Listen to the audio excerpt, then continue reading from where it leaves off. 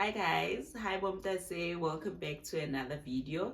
So today I'm just going to be talking about the journey of losing parents or the loss of parents. So basically I have lost both my mom and my dad, which is both parents, and I was raised by both parents. I was living with both parents, and I grew up in a home whereby both my parents were present, loving, and they are no more.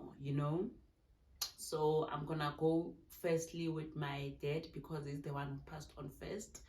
So yeah, growing up with my parents, it was a blessing. It was so nice, it was fun, it was easy, everything seemed so easy, so effortless, so beautiful. But then my dad got sick. I was in high school, he got sick, and he was always sick. He was bigger cola man babam. So he had diabetes, and yeah, babami is one of those dads. My dad was a taxi driver, ne? And he was so strict, so much Gucci. He was even strict on himself. Like, he's that old-fashioned father, man, whereby when my mom would be the one dragging him to go to the clinic or hospital to find out what's wrong, because and they told him that he's got diabetes, so he must change his eating habits and also start taking medication. And then now what's that in direct translation, it's like saying he will not eat rabbit food, so he won't eat like greens. He wanted meat. He said, yeah, oh yeah, I miss him, shame. So yeah, Babam was that man. He worked hard for his family, and he took care of us, and he was a good man, most of his time. He was a good father to us. Let me not say he was a good man in other aspects, but to us, his children, he was a good father. So yeah, my dad, may his soul rest in peace. So he was sick. Yeah, he was sick. Besisijwayele man ukuthi ubaba uyagula, and yeah, sinini he's in hospital, sinini he's out of hospital. Because I feel like the main issue was not taking his treatment right and his medication. And people who know diabetes is very dangerous because it kills. Actually, it's a chronic illness. So like, lack of knowledge about it, sometimes it's a problem, but I feel like now it's better than maybe then, because now I didn't know much about diabetes then. But he used to say bathi nginoshukela, bathi ngidla ukudla kwanogwaja, mina ngeke ngidla ukudla kwanogwaja. Simtshela sithi baba, idla health, yekela ukudla onotswayi, yekela ini. And he loved his meat, shem, Unfortunately, yeah, my dad passed on. And when my dad passed on, I must say things were difficult at home, because I remember it was 2010, yeah, the year of the World Cup. It was in January, and yazini, the one morning, the last time that my father would actually go to hospital, it was I think a Tuesday morning. We were heading to school, and my dad was sleeping, and it was like he's having seizures. And then my mom said I must just go call another elderly neighbor that we had. And then I ran and went to call Leo Mama Loyo, or my mom. And I was panicking because I don't know what's going on. I'm thinking my dad is dying or what's happening. And then my mom is saying, go to school. And I went to school that day, like feeling that I've lost my dad, feeling that my dad is no more. So I went to school like traumatized. Now that I think of it, like I was so traumatized. I went to school. When I got to school, I was just crying. I remember my English teacher, Mrs. Khan, asked me, why am I crying? What's wrong? I said, my dad has passed on. But I didn't know which my dad had passed on. But it's just the feeling that I had, So yeah, I cried that day. So they were at school, like my classmates, my friends were comforting me. Okay, over the news that I'm telling them that my father has passed on. When I got back from school, I got home. I told my mom, "It's your mama. Mina, I know go to Baba Akasekho. I know that daddy has passed on." My mom was like, "No, we just have like she's like, "No, we just have no, mama ngibonile ngithi ekuseni he was struggling to breathe and all of those things." My mom said, "No, when our dad is very much alive, he's in hospital, we call the ambulance, he's fine, he's gonna be okay. He's gonna be fine." I was like, "Yo, thank God." I felt relieved, because I had a bad day. Like I didn't even write at school that day. Yeah, and then he was in Barakwani hospital. That hospital gives me so much trauma when I think of it. So yeah, my dad was there, and then my mom would go during the week to go visit my dad, and she promised me which I will go with her over the weekend. So Sunday, I woke up, I went to church, and then my mom told me that after church I must wait for her by the taxi rank so that we can go together and go see my dad. I was so happy. No, actually on a Saturday, yes, on a Saturday, we went to go see my dad. Yeah, we went to Para, we took a taxi to Para. Arrived there, my dad was there, he was laying in his bed. First things first, I noticed when I entered the ward, I saw somebody who looks like my dad, but it's not my dad. When I walked in the ward, before actually asking which side is my dad, I was pointing at someone. I said, "That's my dad," but that wasn't my dad. And then when I went closer to that person, I saw that it's not my dad. Okay.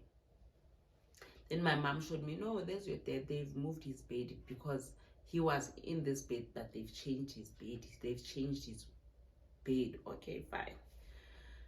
And then I saw my dad. We had a chat. He was laughing. He was funny as always. My dad used to call me Mkonjwana. Mkonjwana again. It's a slim person. It's a very slim person. So my dad called me Mkonjwana. Sorry guys, I have tea because I think I'm coming with a flu.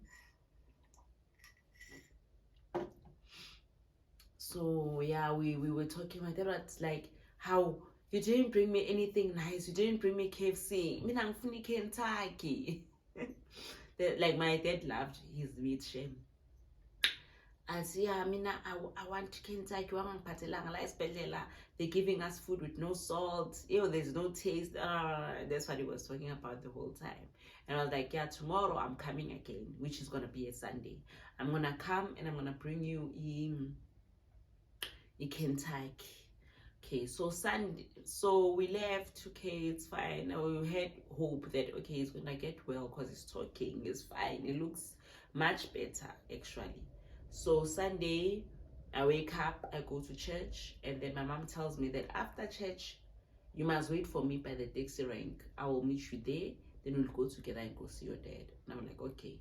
Then we go. We get there. Hey, that bed that my dad was sleeping in, there's someone else. And I asked the nurse, "Where's my dad?" Then she calls us. She says, "Hi, ngicela nizeni ngapha ngizokhuluma nani." Yo!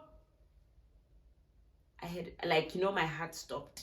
Like, I was shivering. I got cold. I was like nervous. I was like, I had mixed emotion. I'm asking her, "Where is my dad? He was here yesterday. Where is he? Why is there somebody else in his bed?" This lady, that time, guys, I forgot to actually mention that I had passed by KFC to buy my daddy streetwise too, because he had asked for a KFC. And me, now I'm coming on Sunday thinking that I'm bringing my dad KFC. Yo, the woman said, "No, guys, I tried calling you. No one was picking up the phone. And yeah, it is unfortunate that your dad has passed on." Yo! Guys, I screamed. I was shouting that lady. Sorry, you know what? I was like, "You didn't call us. Mama, ukufonela." I was like, "Mama, ukufonele.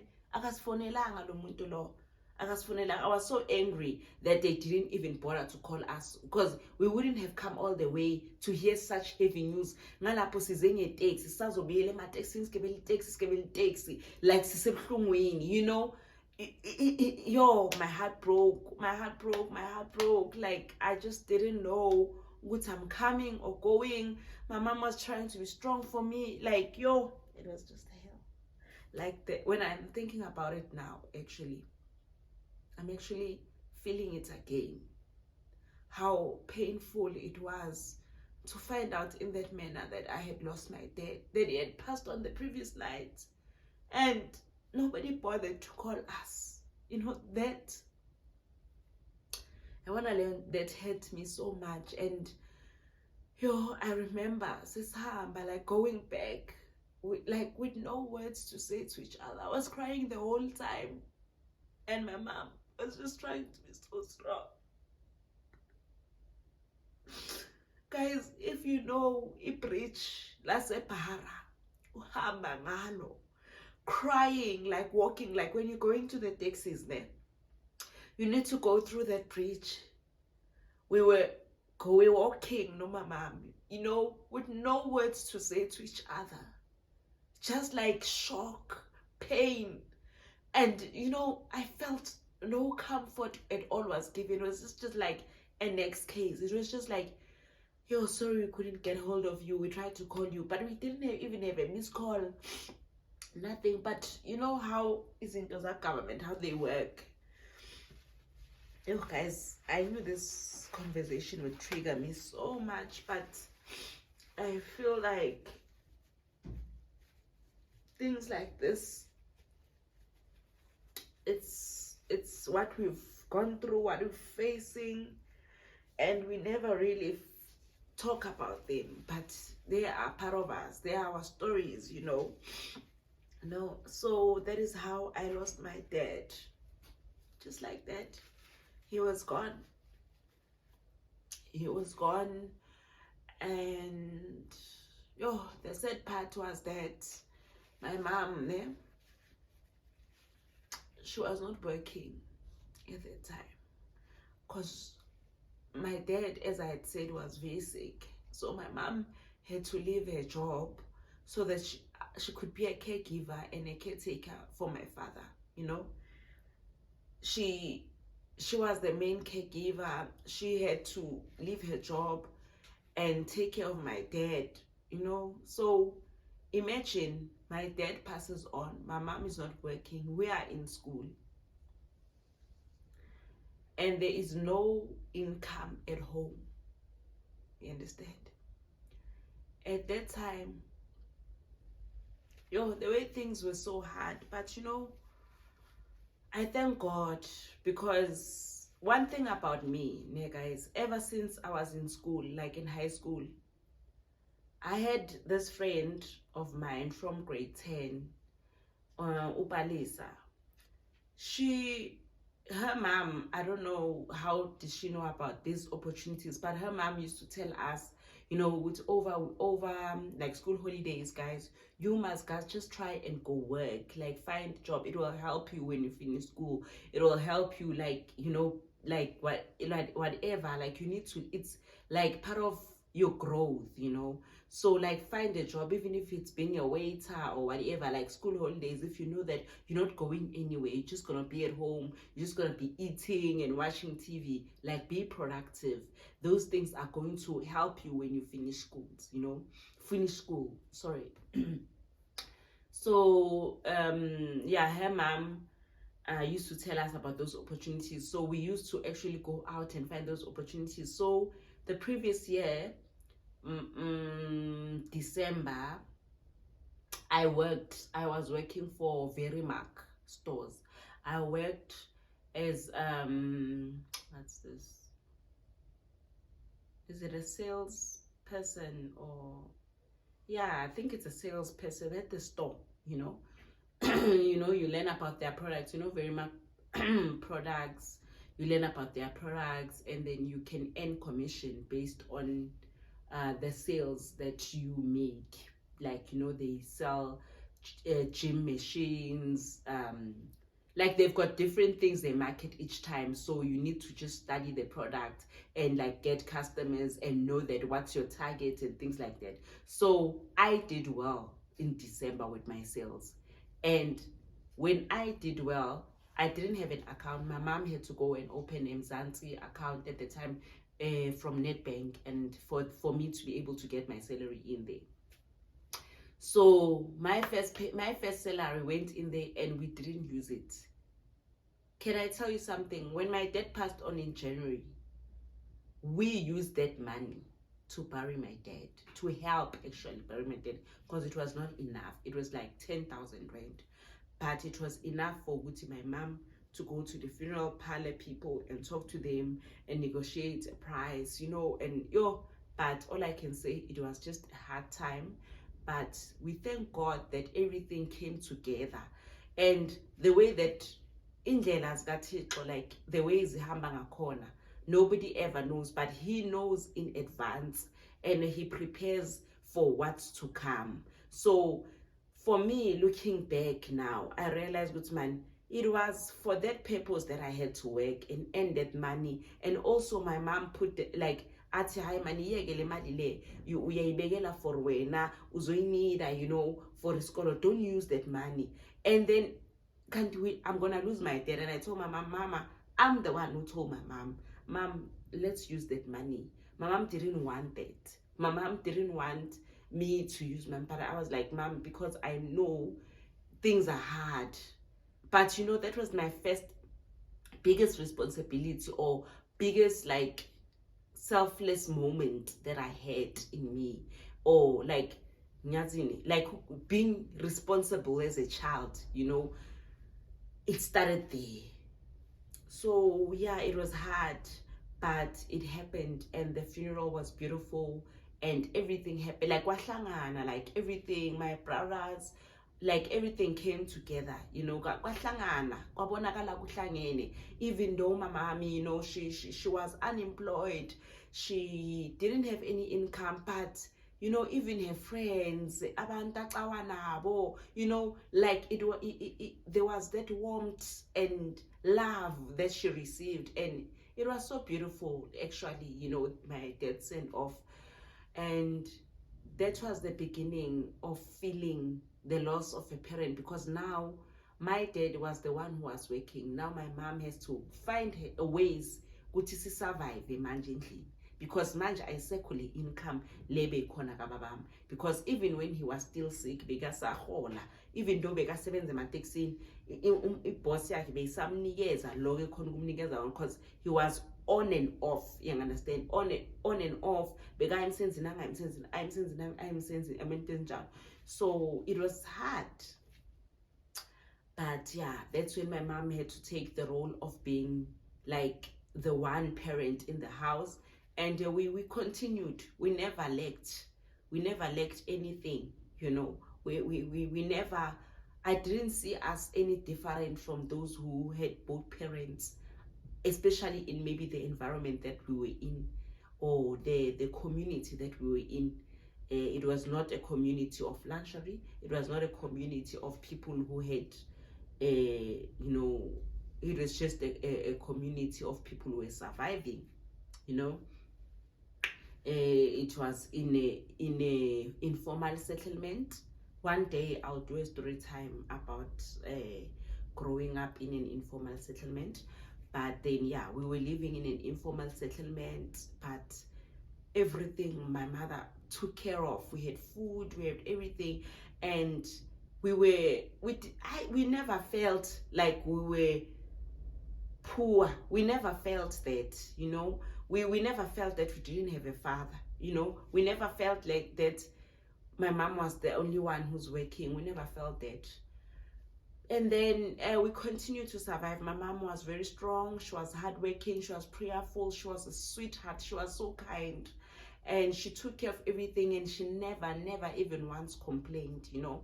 She raised us, and waqhubeka manu mama wabo mama, and wayivala man leya pain, you know. We never felt it so deep.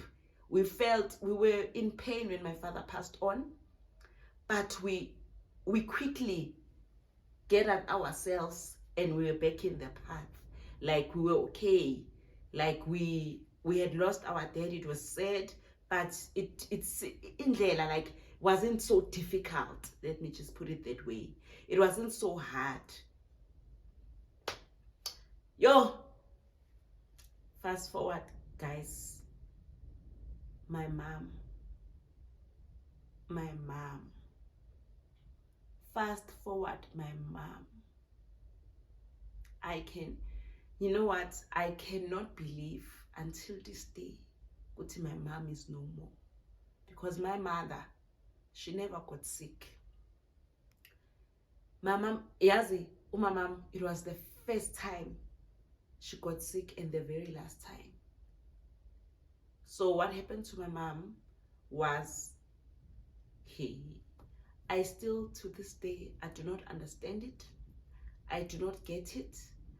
I can't make sense of it. So anyway, guys, as I had said, we were staying in an informal settlement. So, people apply for RDPs and all of those things. My mom had applied years ago. So we moved to our now home, which is like the RDP that my mom had applied for. We moved there. It's a new place, new people, and new neighbors and everything. Okay, we get there. So at that time now, my mom being sick and all, I'm now working. And now that we've moved to the RDP house, I'm now working, and so I'm happy now. I'm good. Okay, finally we have a home. We have a better home than what we had.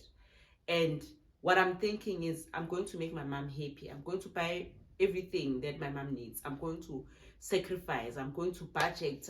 Because now I'm working, I'm going to budget. I'm going to buy bricks to make a wall, a gate. I'm going to make the house beautiful. I'm going to buy everything that I've always wished to spend a washing machine, but we've never had it because we were staying in an informal settlement, right? So I buy all those things, making my mom happy, and then obviously I say to my mom, she must stop working, because my mom was working as a domestic worker. As much as I'm not earning a lot of money, but I feel like the money that she's making from domestic working job, I can give it to her, And at that time, I already have a daughter. She can assist by looking after my daughter, and I can pay her, That was my thinking. Okay, my mom leaves a job. But if my mom is like, so my mom leaves a job maybe for a year. Then the next time she gets, like, they call her someone,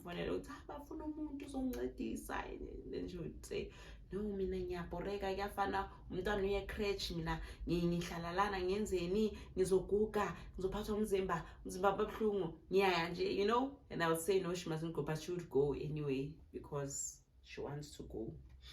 Okay. Then one day, she comes back from work. Apparently she falls. Futhi agawe uyabhenyeka. Angazi ukuthi, like in English, like she tripped, sort of almost fell. She tripped. And then that was the beginning of a nightmare, because now my mother, her feet are in so much pain. I cannot tell you what was my mom's diagnosis. I cannot tell you how my mom passed on. With my dad, I can tell you what he had. And I can tell you my dad has been sick for years, and he's been in and out of hospital, refusing to take medication, and it got bad. Diabetes, we all know it kills. My mother never had all those things, never had high blood, never had nothing. My mom, she tripped once, and from then on, she was bigger pain along a pants. She used to say there's something like needles, like la by the heels. That's how my mom was in pain. We never knew what was going on.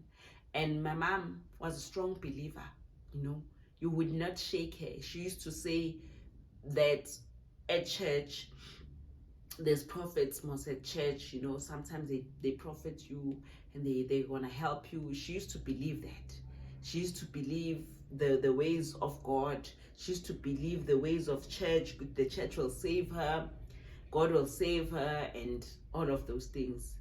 But you know, people, neighbors or family or friends would tell her that, no, mama, something else is contributing to your illness. It can't be just an illness, because when you go to clinic, they can't find anything. They say that you don't have sugar, you don't have diabetes, you don't have high blood, you don't have anything. They can't even find what's wrong. So maybe you should try an alternative and go and consult, you know, maybe consult kuma prophets, or consult, you know, in the African way. That's what they told my mom. Because it's very weird for you to just trip in your yard. That's it, in your yard, and then start feeling pains under inyawo lakho. And like these pains that you're having, now you're struggling to walk. You can't go to work now. You can't do anything. And you are busy praying. Yes, God can hear you. And we know that God will answer you. But maybe try and find out, maybe what is the root? Maybe there's something else going on, you know. Because we are, at the end of the day, we are Black Africans. These things are there. People do funny things. My mom was adamant. She had the strongest faith that I wish Nami, God can bless me so that I can have that unshakable spirit. My mom said no. If it is the hand of somebody who's doing this to me, that person can kill me, but they won't kill my gifts. They won't kill my blessings. They won't kill whatever God had designed for me to do on this earth. Because everything that bekumele ngiyenze izowela ebantwaneni bami.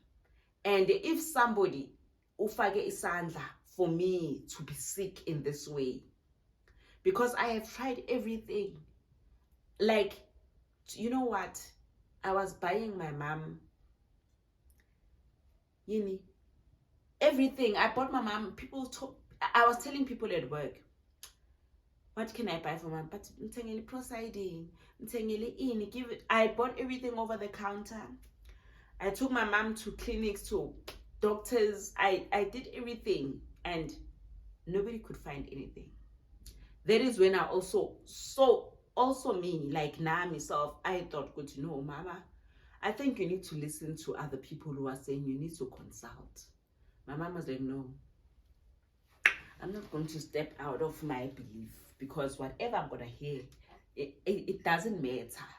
I know really maybe there is witchcraft, but Mina, I don't want to hear it, because what am I going to do with that information when I hear it? If God allows me to live, I will live. If it doesn't, I will die. Yo, my mom was so stubborn in her faith. There's no one who has I've never seen somebody with so much faith like her. So, you know, my mom, maybe it was just 3 months when so much has happened. My mom, like like ugula ahamba. It would be so painful, but ahamba, not like sick and bedridden. No, not my mom.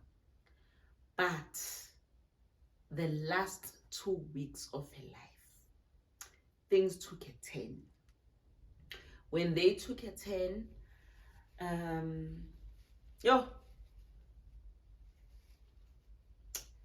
one thing I realized, my mom was getting weak.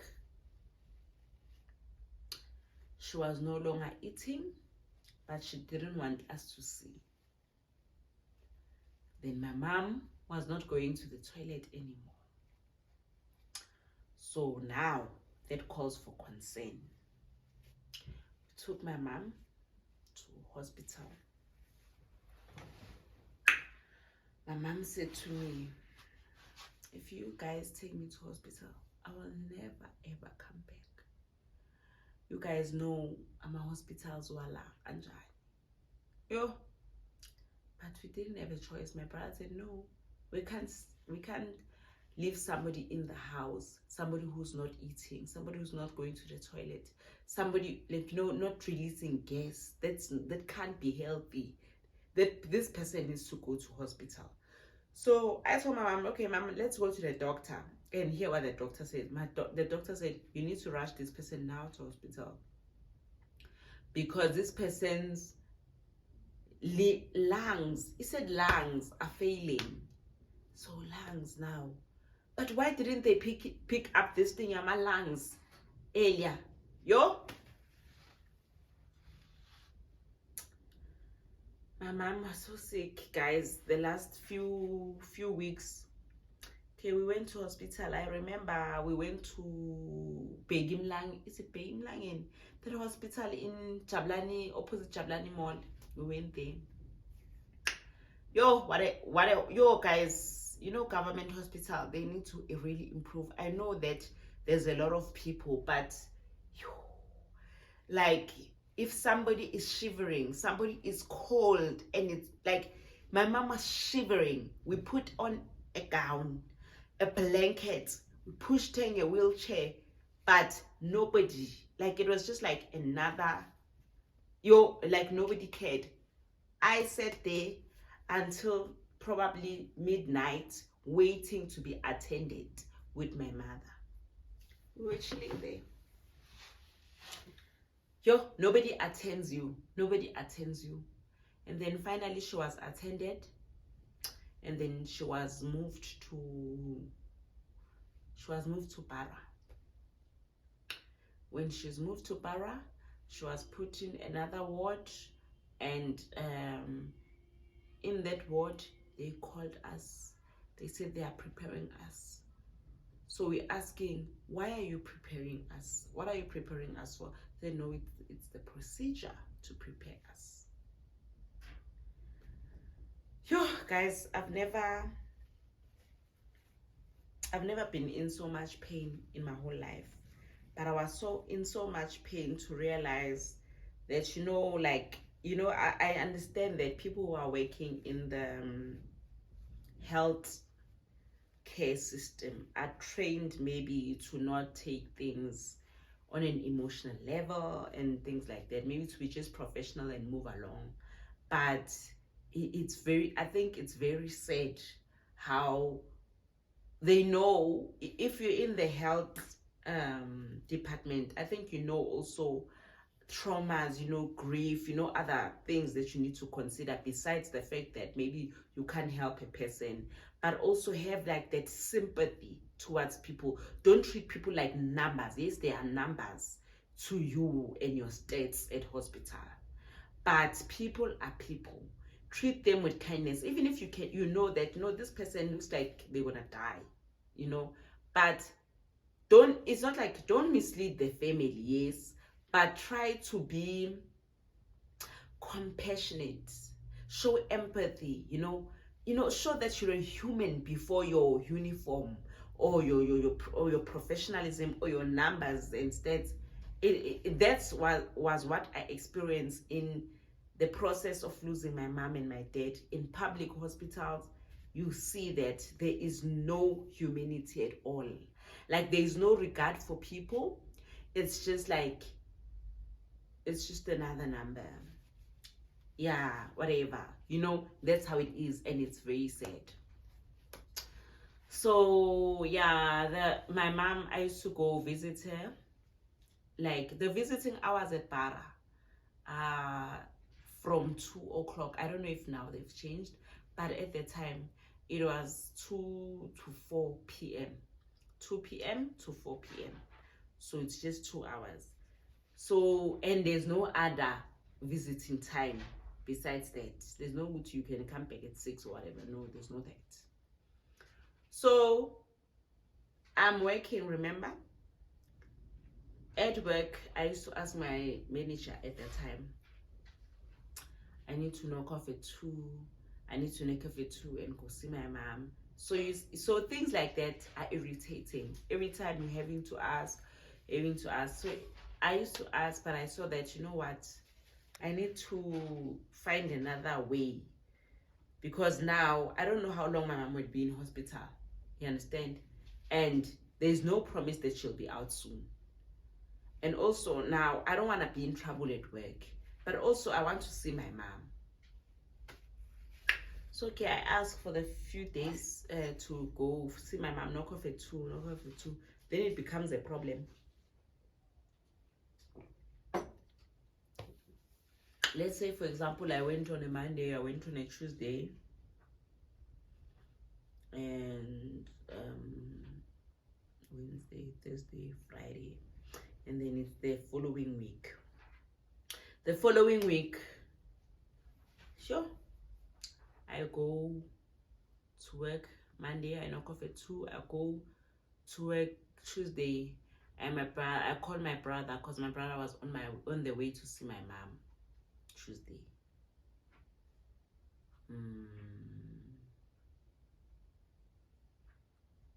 Is it Tuesday or Wednesday? Oh, when Tuesday I also go see my mom, and then Wednesday my brother goes. And then when my brother is there, I ask him to call me so that I can speak to my mom. I speak to my mom. Yo. My mom is like, you ngawari, ungez, nomngazanga. Also, I'm telling her, no, Mama, I won't come like today, which is a Wednesday. I won't come today, but I will come tomorrow. Yeah, well, I'll come tomorrow, which is a Thursday, and then I'll come Friday, Saturday, Sunday. So my thinking is that, you know what, because I already seen my mom Monday, Tuesday, so today let me just work through the day because I'm knocking off at 4. It's fine, and I won't be able to go to Bara at 4. I'll go on Thursday. So on Thursday, I told myself Thursday I'm not going to work. Thursday and Friday, I already put in leave. You know what happened? Thursday morning, I got a phone call at 5 o'clock, and then it was 011 number.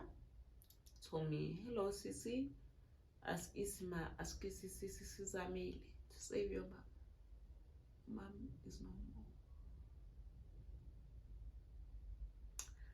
5 o'clock, Thursday morning, 17 August 2017. I lost my mom. Just like that. I screamed. The way I screamed, yo, my neighbors came to check what's going on. Why are we, what, like maybe it's like a robbery or something. My neighbor came rushing because they knew my mom is in hospital. So yeah, that's how I lost my mom. And the funny part is that my daughter at the time, she was 5 years old. She sensed that my mom was gonna, like, she's the one, but Mina, I didn't know the meaning, ne? But my daughter was playing outside. She was 5 years at the time my mom passed on. She took mud and she rubbed all over the window, my mom's window. And when my mom's friend came in, so she came in on a Wednesday to check on us and to check like how's my mom. I told her, no, I spoke to her today, she's doing much better. Yeah, and then she was okay. And then Thursday when she heard the news, she told me that, you know what, I didn't want to scare you guys, but that thing that your daughter did outside of rubbing mud on the window was a sign that something is happening. Because that sign, it's a sign of telling people that, like emakaya, that's how people tell the other neighbors, I didn't know that. So yeah, guys, that's how my mom passed on. That's how I lost my mom. And it was, I cannot describe the feeling. I cannot describe the pain. I cannot even explain how I felt that morning, because I even had guilt. I was telling my sister, why didn't I go see my mom on Wednesday?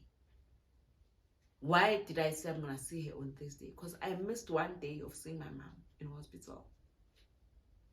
On the day that I had promised to see her, she passes on in the morning. So I felt so bad. I felt so hurt.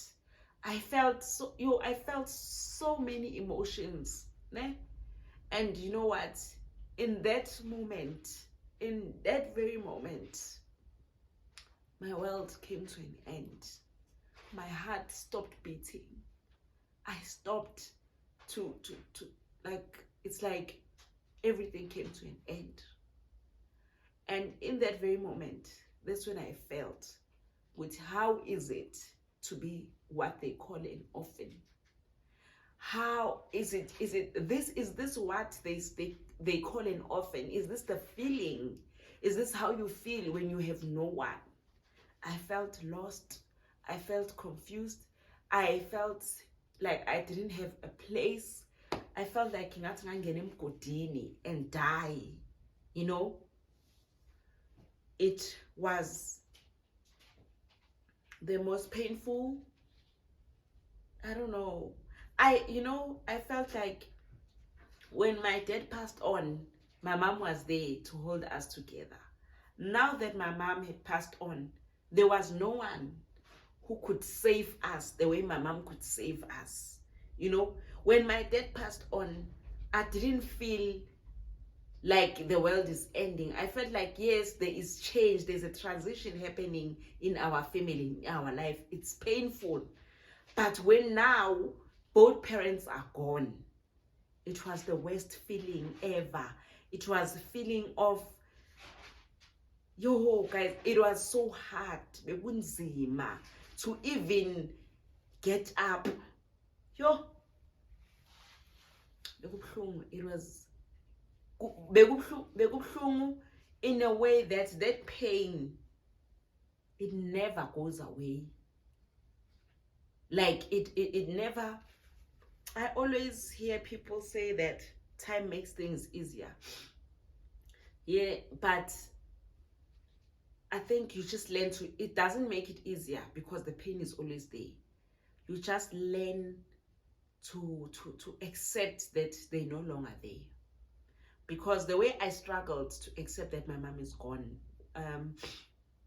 actually my cousin told me that I should look into the mirror and actually tell myself, you know what, akasekho mama akho, angeke uphinde umbone ngawakho amehlo. I did that for myself. I even went therapy. But I felt like therapy was not even helping me. That's how I felt. I even did that thing of looking at the mirror and telling myself, mama akasekho, ngeke uphinde umbone, like ngeke uphinde ngimbone mama. Like I had to actually tell myself, convince myself, because I thank God. I thank God, Guti. Today I'm able to talk about my mom like this. This is the first time I'm able to talk about my mom since 2017 like this. Talk about her and not have a breakdown. I am so grateful to God for that.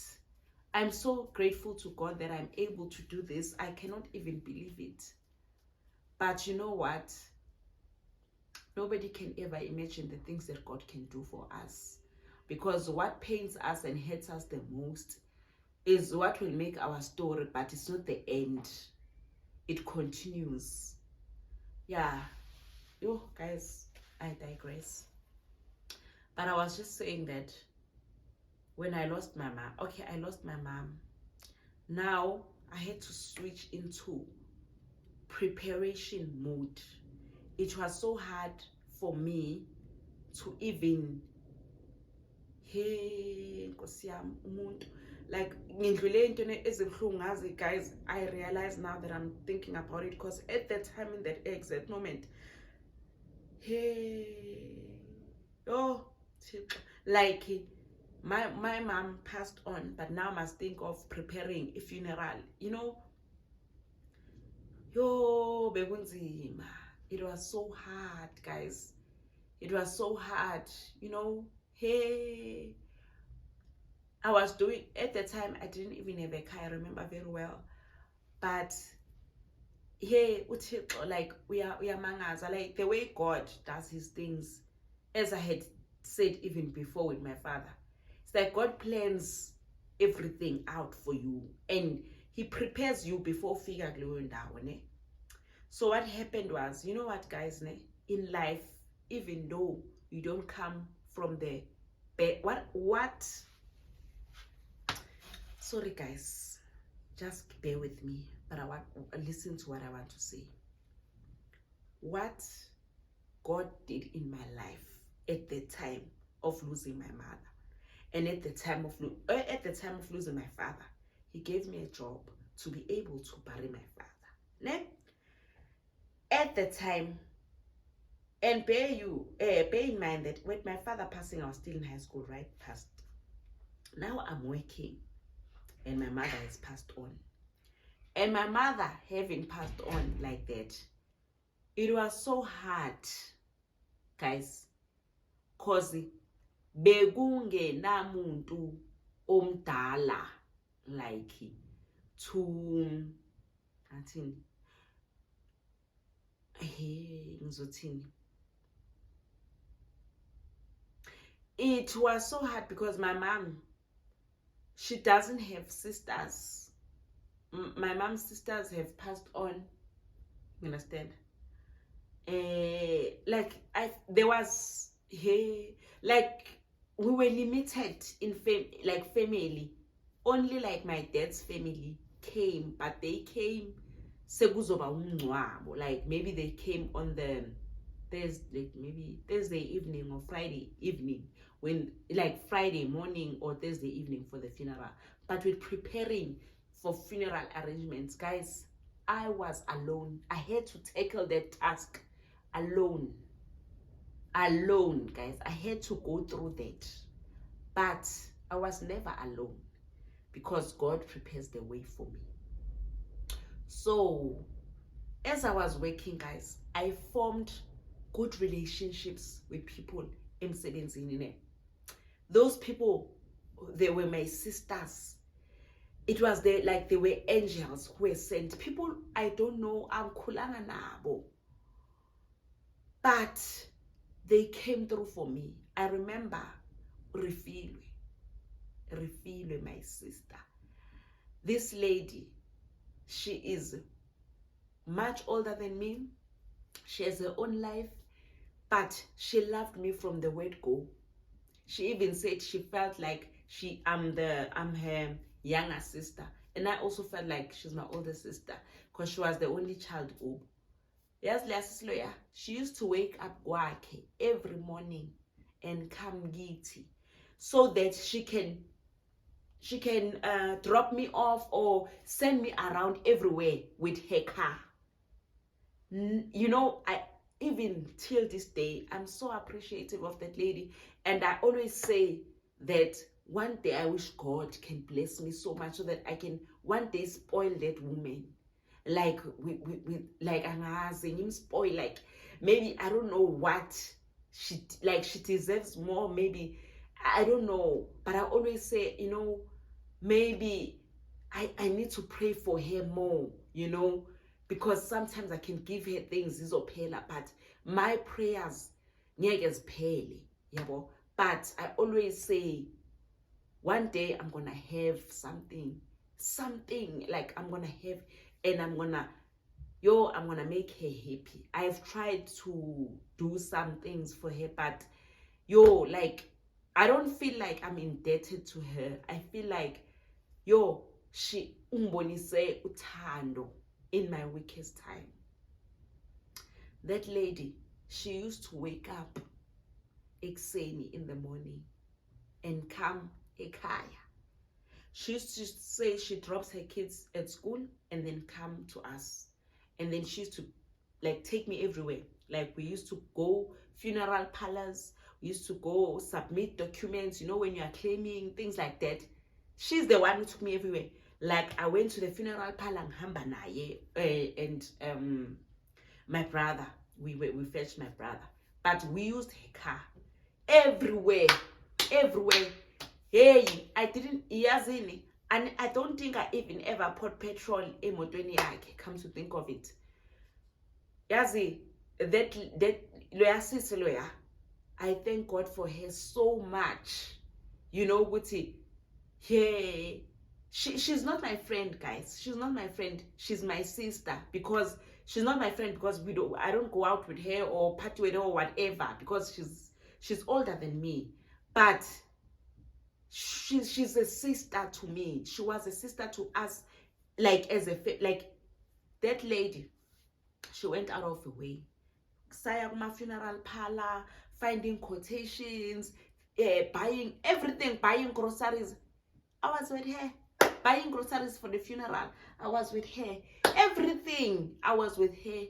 That woman, God bless her. Refilwe, I love you so much. One day you're gonna watch this channel and you'll see me. But yo, guys,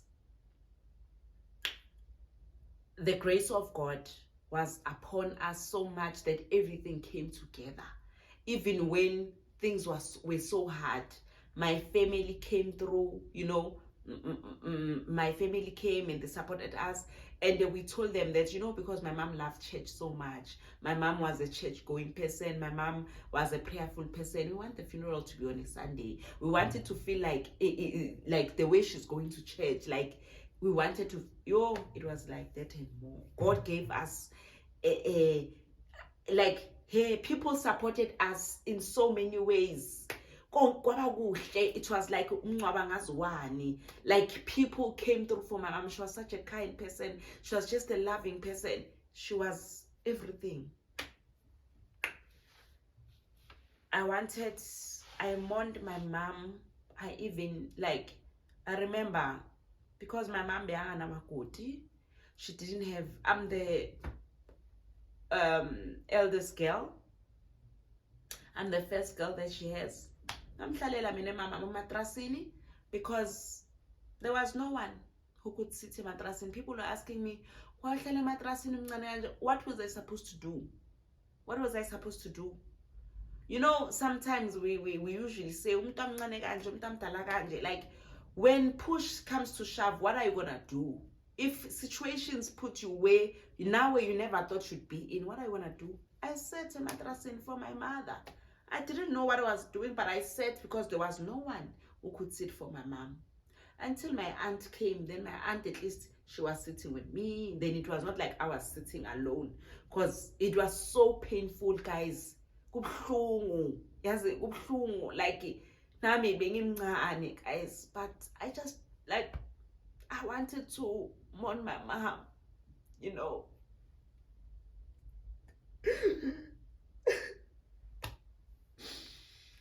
Oh, guys, it was so hard, and everything else that was happening made it even more hard. You understand? Like, kunzima, ngapha, you crying for your mom, ngapha, everything needs you to be ngapha na ngapha, everything needs you to be in order. And it was just, you know, my mom made me feel like I can do anything, I can become everything and more. And when she left, she dimmed my light, you know, like my light. I felt like I had so much dreams and ambition, but when my mom passed on, my life changed. Like, I just wanted to hold on to her. Yo, guys, as in this topic, I pale in. It's so long, because now I'm thinking about a lot of things that were happening around the time. But all I can say is, guys, losing parents at a young age and being forced by circumstances and situations to grow up, you know, to face life as it comes. And because, you know what my cousin once told me, the one who told Usisfati, the one who told me about she told me that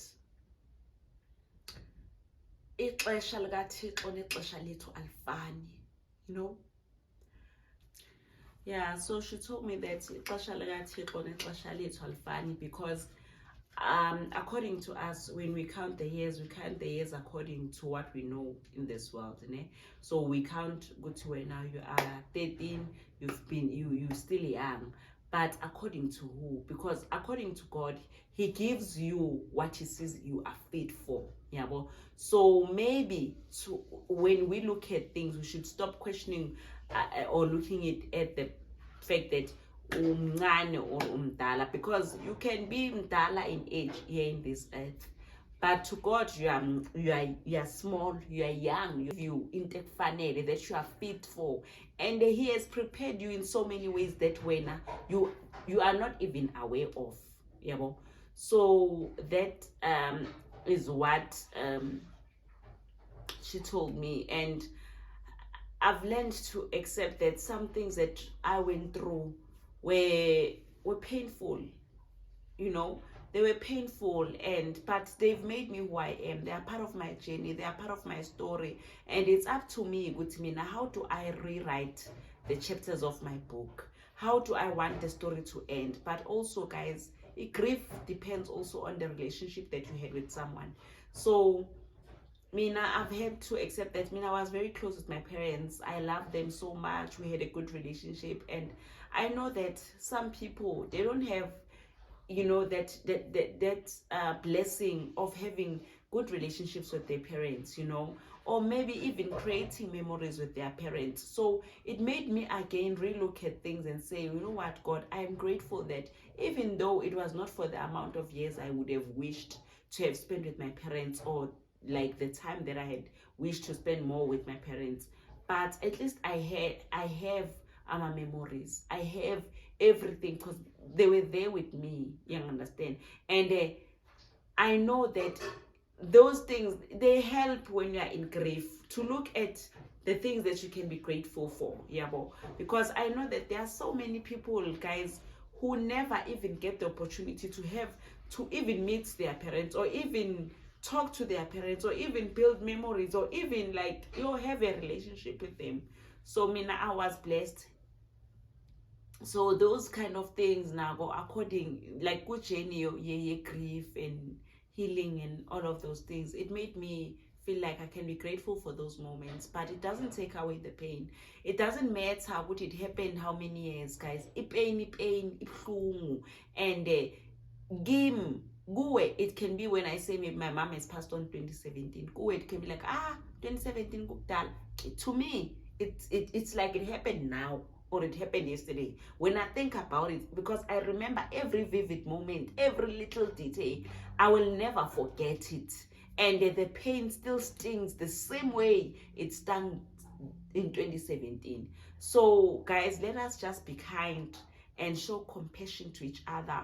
And if somebody is watching this and is going through a recent loss, or an old loss, or like a loss that happened last year or whenever, or maybe it happened 15 years ago, and you still don't understand why you're still facing grief, just don't know that you're not alone. You're not alone. We all go through it. We all feel it. We feel it on Mother's Day. We feel it on Father's Day when people are posting their parents. We feel it, and we get sad, and some days we want to cry. Some days we want to laugh at the memories, but we every day we're getting by God's grace. And just know that you're never alone.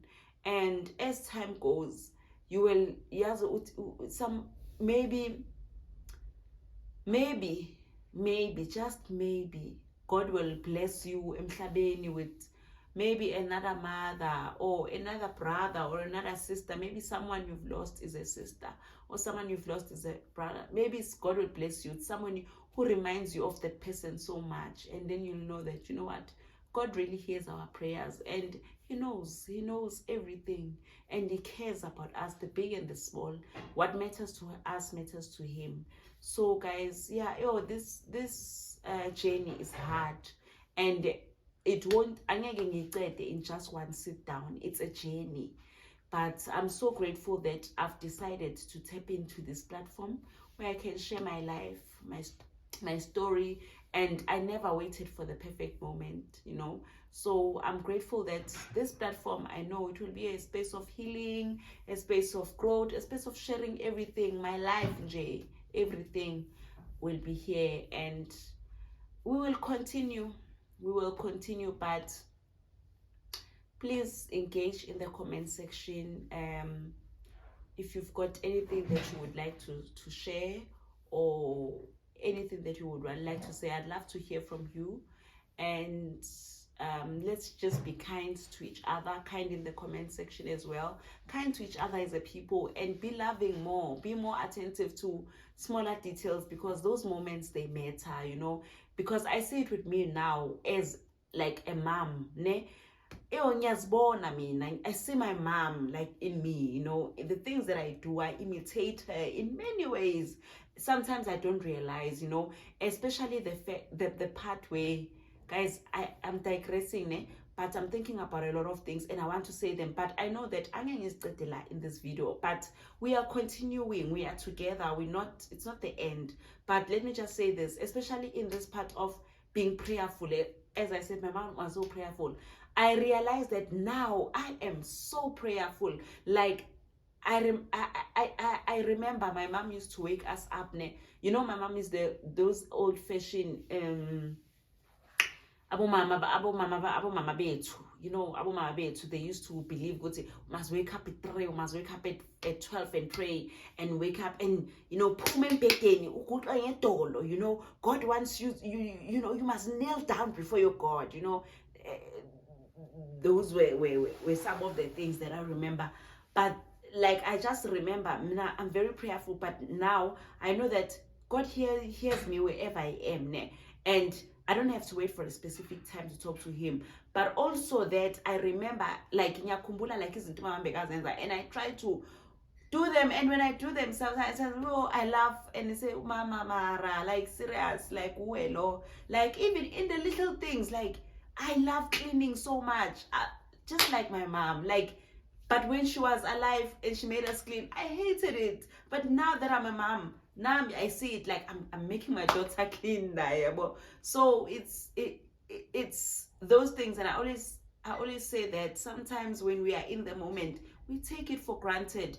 But that moment, you'll never realize like what it does later on. So, yeah, guys, kuningi that I want to say, but all I want to say is, I thank God for the spirit of understanding. I thank God for the spirit of being able to come so far, you understand? Because when all these things were happening, when it was those moments, I never thought I would live until this day to actually talk like this about the things that I went through. And now it amazes me that sometimes I'm able to comfort somebody else who's lost a parent. But when people were comforting me, I thought that no, they don't understand what I'm going through.